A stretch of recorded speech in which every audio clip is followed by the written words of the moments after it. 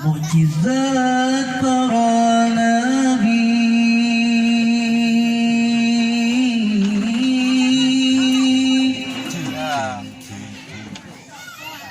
itu sebagai bukti kebesaran ilahi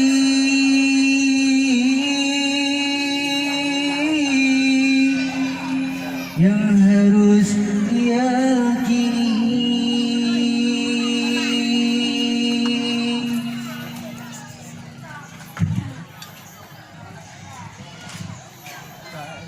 Mukjizat para nabi, mukjizat para rasul, sungguh luar biasa karunia ilahi.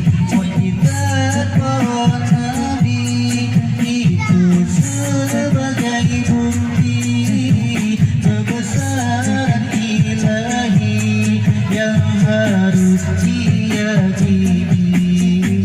Mukjizat para nabi, mukjizat para rasul, sungguh luar biasa karunia ilahi.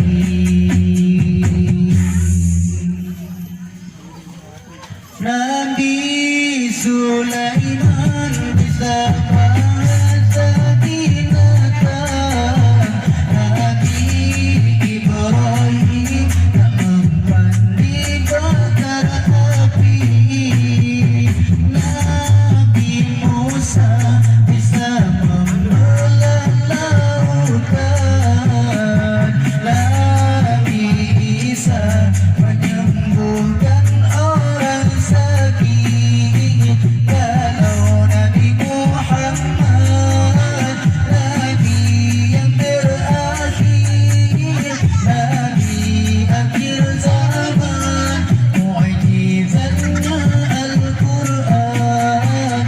Kalau Nabi Muhammad, Nabi yang terakhir, Nabi akhir zaman, mukjizatnya Al-Quran. Mukjizat para nabi, mukjizat para rasul, sungguh luar biasa karunia ilahi. Mukjizat para nabi itu sebagai bukti kebesaran ilahi yang harus diyakini.